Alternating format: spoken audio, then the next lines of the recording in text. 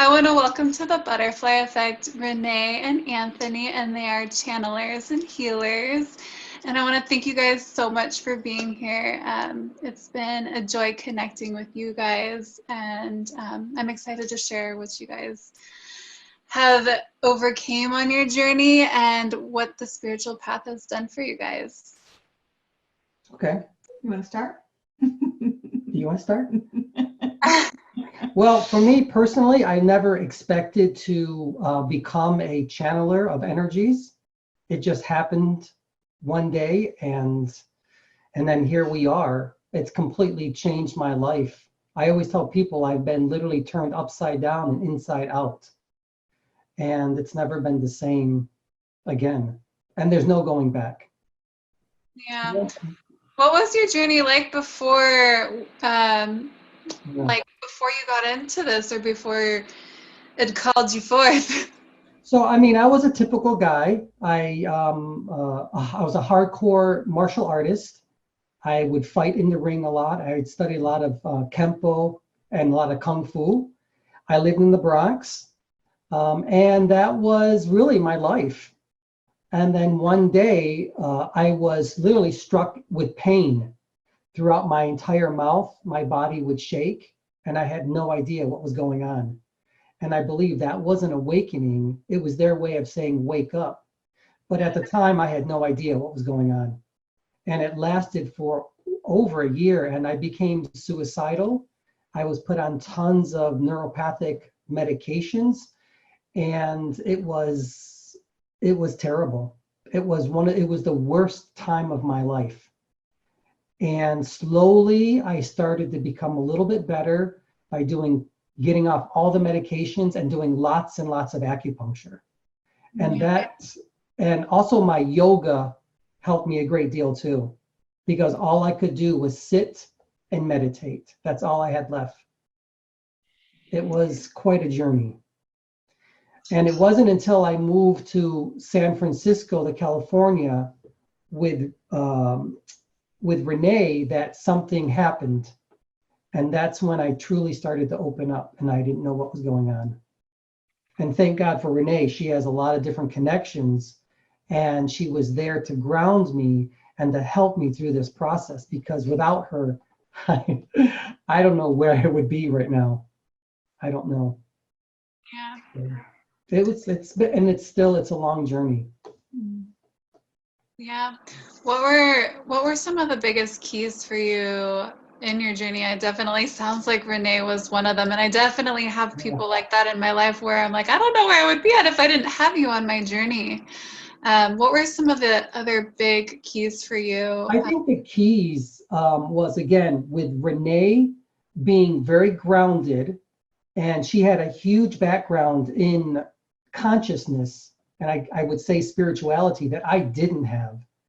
And the people that she knew, the community that she knew and put together, really saved my life, because it's the community that kept me from literally going crazy.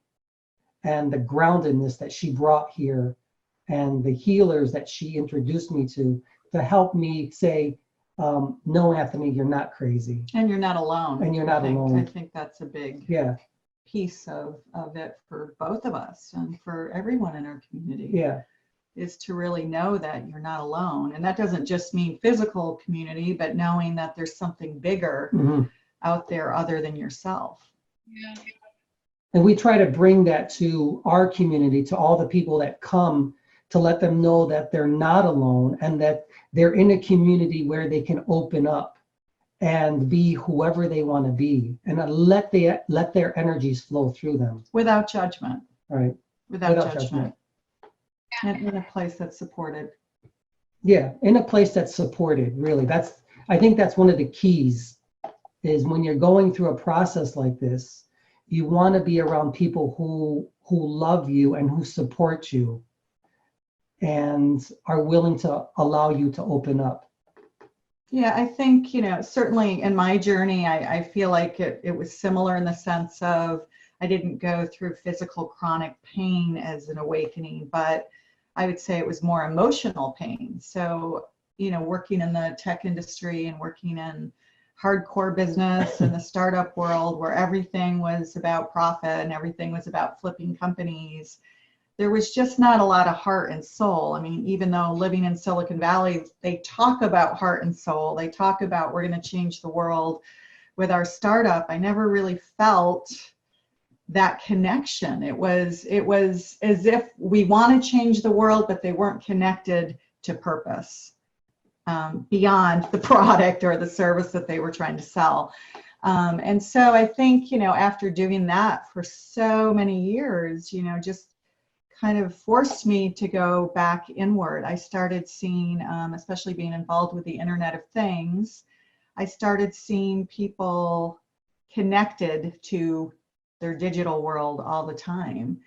And the more and more they got connected to their digital world, the less they were connected to their hearts and to humanity. And so I just had to unplug from what I would call this mass consciousness way of being. When I went into the sauna and the gym and saw women with connected devices glued to their chests, right? This is not a healthy, harmonious way to be. And so that really kind of led me inward to a point where Anthony and I started doing our spiritual work together. With what we call Blue Soul Circles, where we do our healing and channeling together. So back to purpose. Yeah. Well, I've got to experience your circles, and it's been exactly what you shared.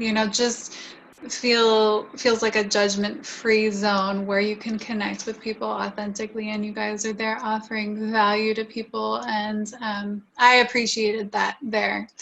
And that's why I drove out there to come see you guys again, because I did appreciate that space that you hold for people. So thank you guys. And I definitely feel that is so important to be able to offer that to people, because so many people are lost in this world going through stuff like suicide and just feeling so alone and disconnected, or connected and glued to their electronics, like you said.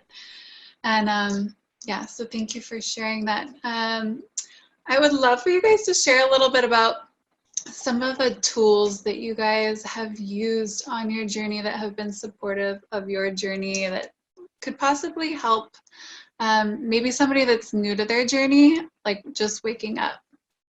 Okay. Some of the tools that we've used, I think for me, when I was waking up, things that I started to connect to were these very earth-based type of energies. And one day, in rituals, yeah. I literally created an altar, and I wasn't quite sure why I was doing it, but I started putting on different types of stones and candles and things of that nature, and being connected more to the earth and the celebrations of seasons. And when Renee had, it's very, very pagan. It's very pagan, yeah. And when Renee had seen that, she was just shocked. And I think that triggered something in her as well, where she started using lots of crystals. And then she started getting into sound healing. And all of these things just started to come together as our spirit guides came through us every single night and this is how the journey started. And we still use lots of crystals. We use all different types of sage, different types of mantras. I do a great deal of meditation. Yes. Also. Every day, Anthony is in our meditation room. Yeah. Very deeply connected through meditation for you. Yeah. So things that help me stay connected are also things that are healing for me as well. Yeah. I mean, something I could bring up here too, just because sometimes I feel, when we look outwards and we see, oh God, Anthony can meditate in such a deep way that I can't. And, I was always somewhat not critical, but just, am I not doing it right? Why can't I meditate as deeply as he can? And so I think, the message for a lot of people is that there is no one way to meditate, and there is no one way to connect. For me, getting out on a paddleboard in the middle of the water and just sitting and just being present and looking at the ducks and just being silent and knowing that I don't have to connect in the same way that, we were traditionally taught. And I think that's a really important message, because there's, so many courses and workshops and meditation retreats that you go on where, if you don't follow it in a certain way, you somehow feel like you're doing it wrong and you give up. And, walking meditation can be very powerful, right? So whatever can get you into that zone and get you connected, really in a place of silence. Music is another really great tool, I think, for sure, depending on what that music is for you. We do use crystal bowls in a lot of our events, even piano. And we'd like to incorporate sound more and more, because we both really believe in the power of it as a healing tool. Yeah. So for us, there is no one particular path. We seem to use just a multiple of different tools and ways to get us where we need to be. Mm-hmm. And our guides will always tell us that there is no one path. You just have to choose the path that is best for you to get you where you need to go. And the other thing I'll sort of weave in there from my old days studying with folks like Wayne Dyer and Tony Robbins and even Deepak Chopra, right, is that so much of what transforms and transmutes and shifts is when your intention is really clear and aligned. So, it sounds so simple to just say, oh, have the intention to be in a higher consciousness, snap your fingers and you will. I mean, I saw this cute ad of this woman with a magic wand, and she kept, blinking the magic wand, and then suddenly all of this, what she wanted to manifest, appeared. But obviously that's symbolic to say that, really in terms of manifesting and being where you want to be of a higher consciousness, it has to start with intention. It's a really critical piece of it, right? I mean, we're all energy. And so if we do not have that intention in place, we're constantly going to come from a place of lack.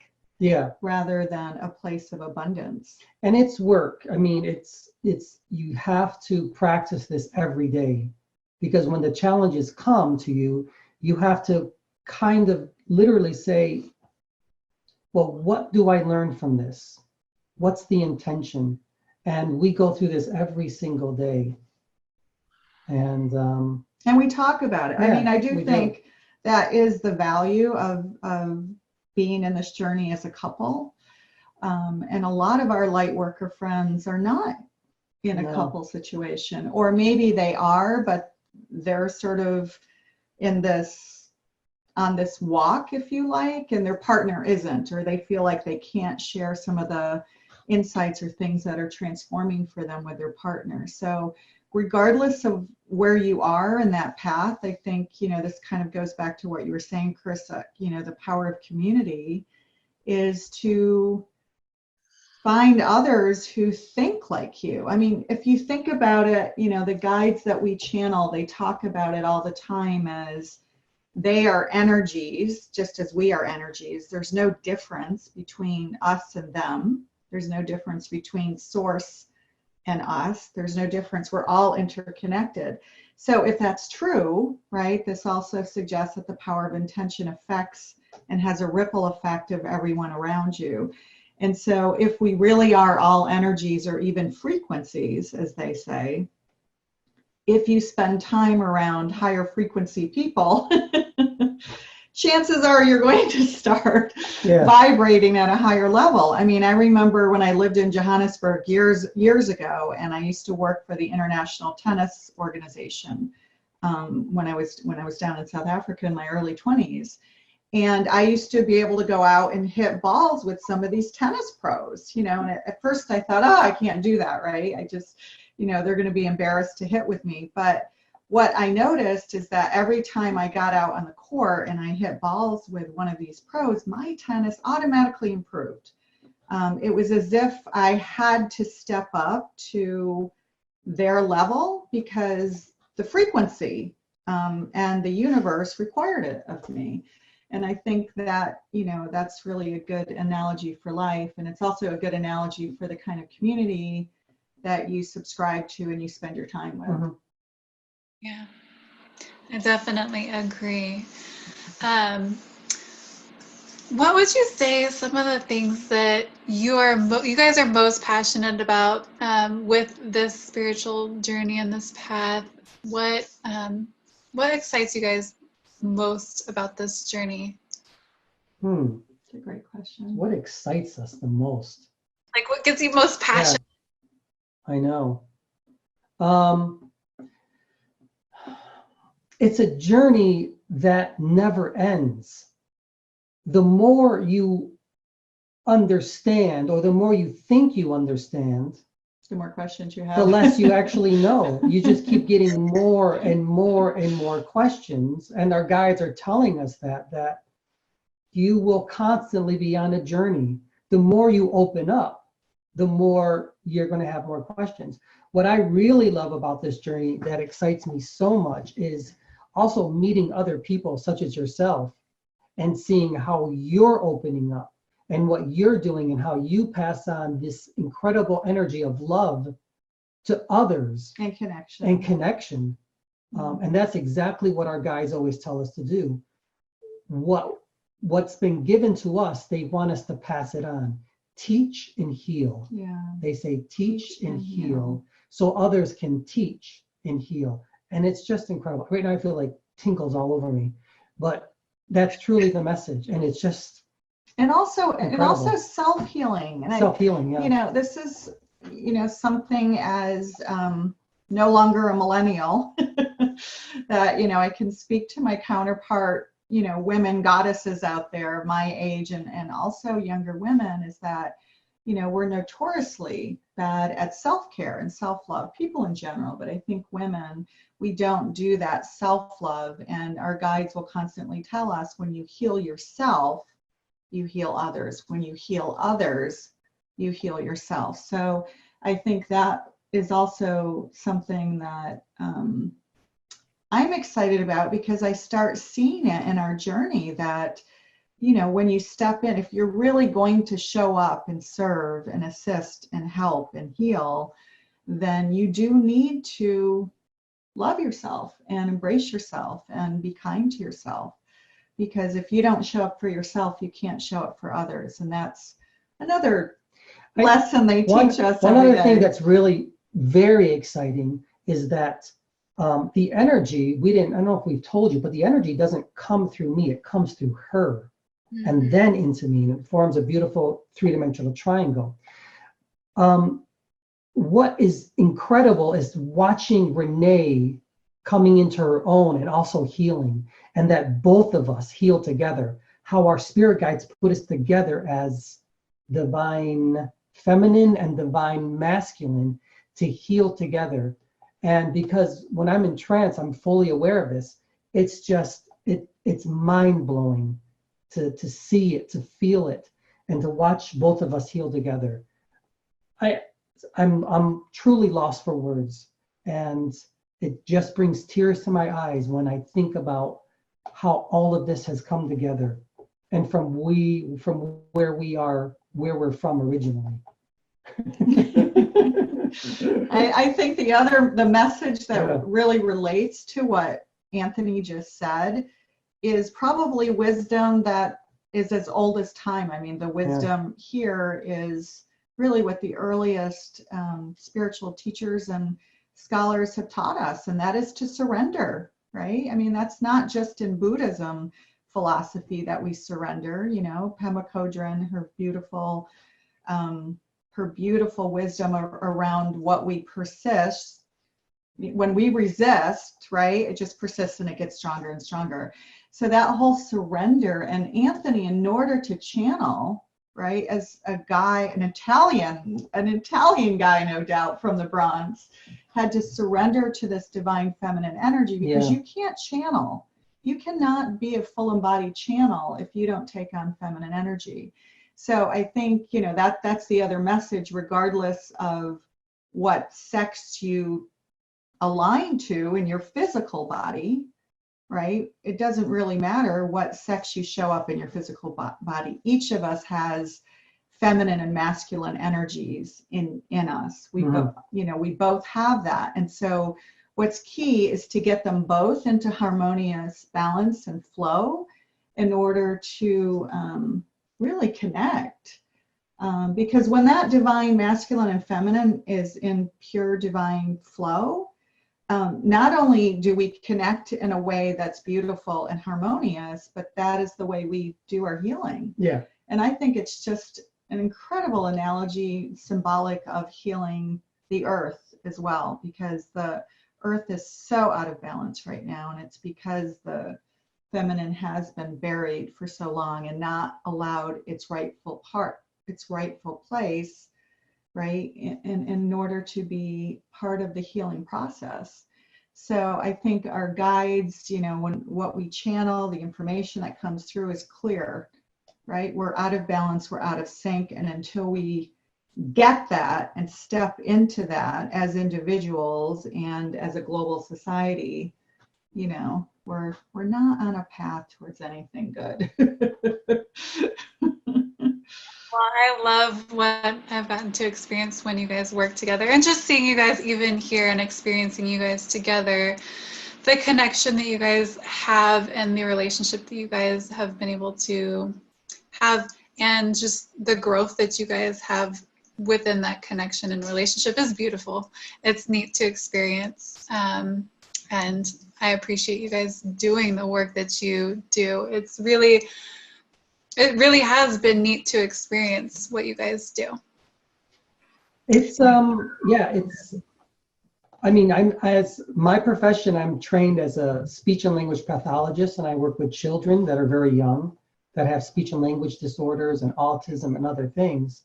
So I still have my day job, and but Renee has left everything for this path, and it does make it challenging at time. And I want to tell people that once you start going on this path, it's not just a bed of roses. It is a learning process, and there are a lot of challenges that you have to try to overcome.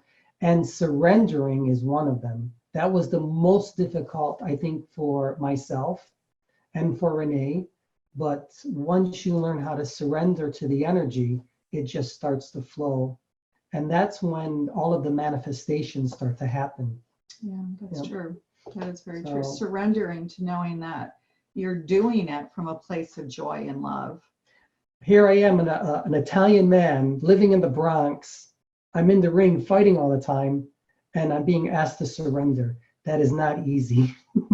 Yeah, that is not easy. But little by little, you start to learn. You let go of the resistance. Mm-hmm. And I think for men in particular, it's very difficult for men to let go of that resistance, let go and surrender. It's perceived as weakness. It is, I mean, that's how screwed up it is in the West in terms of our early conditioning, right? Even today. So that surrender is a weakness opposed to a strength. Yeah, I've definitely connected with my really extreme sensitivity. I've connected with so many men who are sensitive, and like they have that sensitivity and they don't realize what's going on. And yeah, that's part of my message, is like wanting to let people know, especially, I mean, not especially men, everybody, but men get to know that it's okay for them to be sensitive and in that energy, because a lot of them are scared to express that part of themselves. Most definitely. It's very difficult as a man, as I remember, allowing feminine energy to come through you, because those were the energies, the first energy that were coming through were all feminine energies, and they still are. Goddess archetypes. Yeah. They're mostly goddess type of archetypal energies that are coming through. And, but it's what completes me. It's what completes all of us.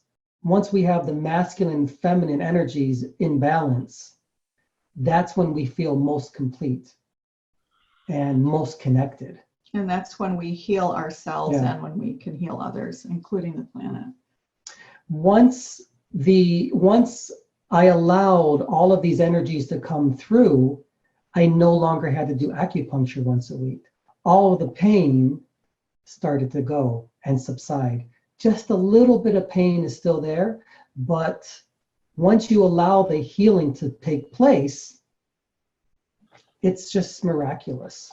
I think on some levels that, we're taught anyway that the soul decides its journey. So if the soul actually does indeed decide the journey, perhaps in a way we do leave a little bit of the pain there, or whatever the catalyst was that shifted the course of our lives, perhaps just a little bit is left there as a reminder of why we set forth on this path of purpose to begin with. I think for me, the pain, even though I still have a little bit of it in my palate, in my mouth, it's always a reminder that you're never going back. Don't even think about it. Yeah. And you can only go forward. Yeah, I mean, I think if the pain that we've gone through, whether it's physical or emotional, it's there to serve as a reminder to serve, to show up, to step into a path and a place of purpose beyond yourself. Because really, it's not about ourselves. It's about, it is about all of, if you think about global consciousness, right? It's the idea of universal consciousness that there is no separation, right? This is the whole non-duality approach of oneness, that we are all interconnected. And I don't mean just interconnected as human beings, but interconnected with all living things, right? So there is no difference, there is no separation between us and the trees and the dolphins and even the insects. There is no separation. And if we could really think about life that way, that we're all energy and we're all interconnected, and that we're spirit first. So, I also run a travel magazine. So I've lived in, I don't know how many countries now, 11 countries now. And Ben, we've both traveled quite a bit. And, in that journey, people sometimes show up as they see themselves as their culture first. But really, if we looked at it like we're spirit first, we're human second, and we're our culture third, then imagine how we would see each other. If we saw each other as spirit does, which is just energy and auric fields, there is no size, there is no sex, there is no color, right? There's no demographic, there's no poor, there's no rich, we're just energy. So if you show up to life that way, just imagine what you can bring to the table, right? The judgment dissipates. There is no comparison, really. Yeah, I agree. I think that's one of our challenges in society, is just like people not even honoring the spirit side of themselves and not understanding energy. When I took my first energy healing course, I was like, wow, like everything makes so much more sense. And it helped me shift out of that victim mentality and just realize the connection we really all have in this world. And it was just so exciting for me to learn that. And yeah, I mean, I just feel like everybody needs to know, like they get to know, like, because I felt like I was living a lie most of my life, not understanding all these things, like not being taught these things in school. Like, why don't they teach these things to us? The stuff that's helpful and knowing who we are and accepting us and knowing that we're all different. I think fear is what stops that from happening. And also, I hate to say it, but organized religion, right? Kind of puts us in boxes. And it's like, if you believe this way, you subscribe to this box and so forth. So when you bring any kind of teaching that counters that into a school or traditional teaching setting, you're going to offend one of those boxes. And so that's why it's been left out of schools, because it's sort of deemed religious instruction when really it's about spirituality and wholeness, or just really showing up in a place of wholeness. Yeah. Yeah. Where you're really honoring your soul's journey, not your physical human journey, because they're different. You know, they're very, very different. I mean, we kind of went out on a limb recently and spoke at a mainstream travel show about transformation and transformative travel. Really, the premise was about immersive journeys that you take. So immersive journey could be something like showing up and volunteering your skills at a, you know, school for that have special needs for children in Jamaica or Africa or wherever you happen to be. But in order to do that immersive journey, it requires going within and really doing the self work, right? The transformative work internally, because nothing really shifts on the outside until you do the inward journey. So both are really important. I think there are a lot of people in society that don't want to do the inward journey. And I always see it, I mean, for me now, I see that as their own soul's purpose. That's their soul journey. And that's what they want to learn. That's their experience. And if that's what their experience is for the soul, then let it be. And it is fearful doing the inward It journey is. because at some point, you know, psychologists and others, right, they call it and many modern spiritual teachers call it the dark night of the soul. And we've all been there, whether it's someone who is experiencing that dark night of the soul through an ayahuasca journey or doing the frog medicine. I mean, there's so many different experiences that we see, especially people on their path in their 20s and 30s are doing. You know, the shamanic journey, all of these can be useful to connecting to these higher dimensions. But to get to those higher dimensions, sometimes on those journeys, you're going to also see some dark energies too. And so, you know, that's something that's also not taught, right? And so while there's some incredible shamans leading journeys like that, there's also people who are doing it without a lot of experience and ending up in both emotional and physical pain. So we're actually a fan of really anything that will open you up and help you connect, but at the same time, you know, really understanding that it is a portal that's being open. And so when you do go through that, make sure that you're doing this with someone who really knows what they're doing. Because, you know, if you're in an environment where the people leading it are not there to support anything that happens from a health perspective, right? And a well-being, you can find yourself in trouble. So. And as our guides always say, be careful what you wish for. Because it will come. It will come to you. Yeah. I mean, the universe, it's just a mirror matching system. That's what it is, right? Yeah. This is the work of Abraham and Jerry Hicks Jerry and Esther Hicks for so long, right? This manifestation, you show up in a place of lack, you're going to get lack. If you show up in a place of abundance, you're going to get abundance. If you show up in a place of chaos, right, whatever it is, like you said, the victimization, then you will be treated and experience life as a victim. I mean, Oprah is so good at explaining this, but you know, these are the things. The universe is really, if you think about it in a quantum way, because you know, we live our lives in a linear world. In this plane. And so if you think about quantum realities and quantum energies, it's not even something we can get our heads around, right? Multi-universes, we can't multi-use. We can't understand this in our human body. But if you can just get to the point of where energy and everything affects other things, that's the simplest way of sort of embracing it. How you show up in the world affects everything else. It has a ripple effect. And so showing up from a place of balance and harmony is what we should be striving for.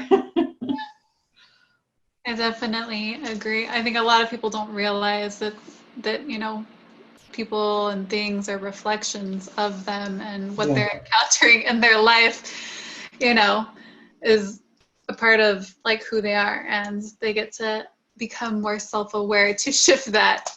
So thank you for touching on that. It's important for We're people kind of like projectors. Yeah.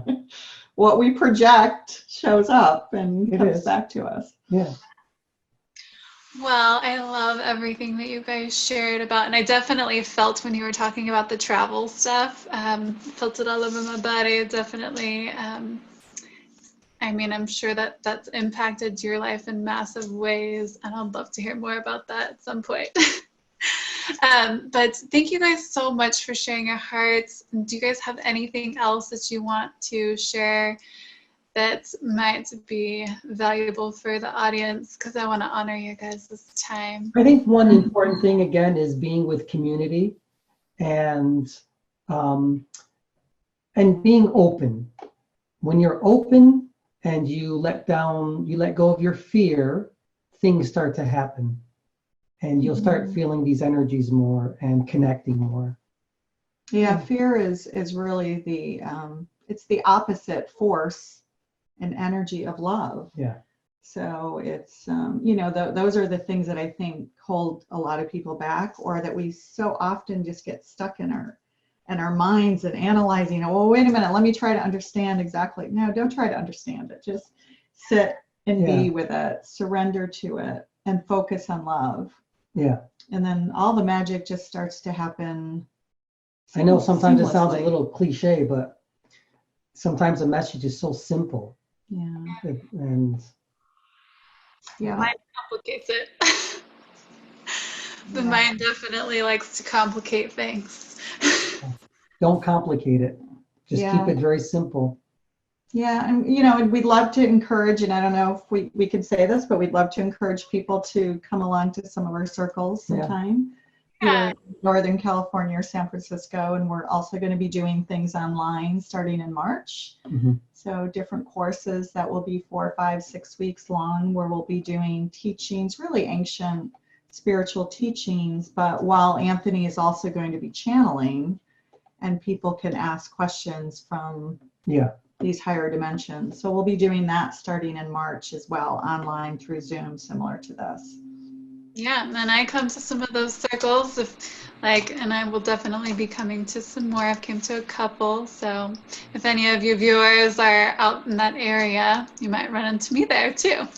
So yeah, absolutely. And we've done a couple in New York this year and plan to do more. So we're always looking to hold them in other cities in the U.S. and even in the world, actually. We love to travel, and we hope to start doing retreats to sacred places. Some of the things that we're talking about and thinking are, I'm just super excited about this. You mentioned this, but we are going to do one of our first sacred retreats this year, likely in California. Between here and LA is where we're looking, and then a river cruise, right? So you can imagine a river cruise where channeling is happening, sound healing is happening, Reiki is happening, photography lessons are happening, and food and wine. I mean, how many spiritual trips can you go on where you can also have great food and wine?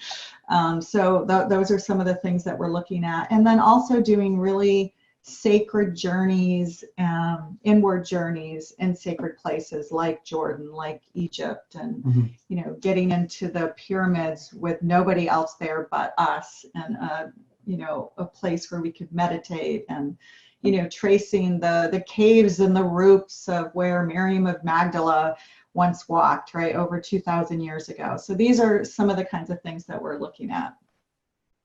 Well, when you plan that one in Egypt, let me know. I feel called to go visit Egypt for sure. So that would be a neat experience. So Italy and Greece is on the list, as is Ireland too. I know we have all these ideas just brewing. Most of it is channeled, actually. Yeah.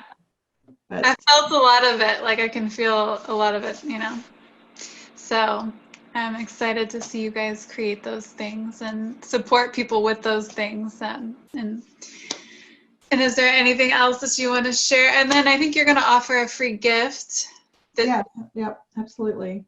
Yeah, we have a resource guide. So if you join our mailing list, we're happy to send that out to you. It talks about, there's lots of great book resources that we've read that really cover everything, right? From spiritual connection to crystals and gemstones to other things for healing, energy healing, chakra clearing, that kind of thing. So, so yeah, we're happy to send that free gift out to you. And do you want to add anything? Maybe just love.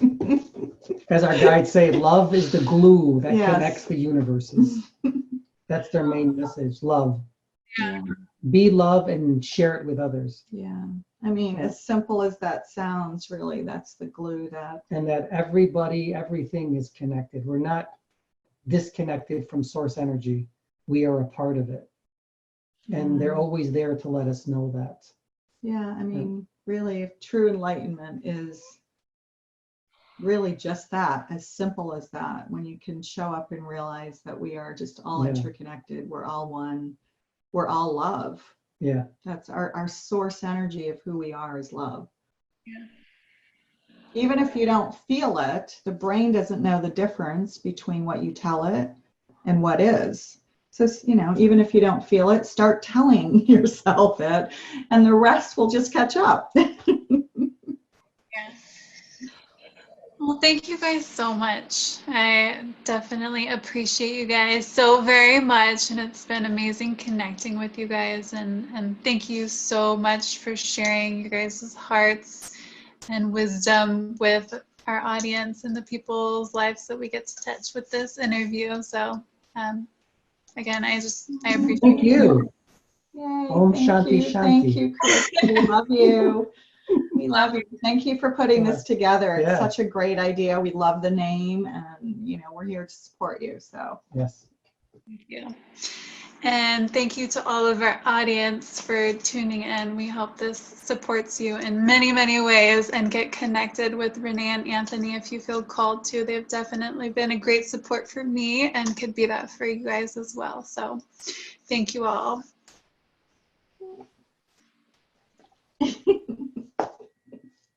Bye, everyone. Thank you.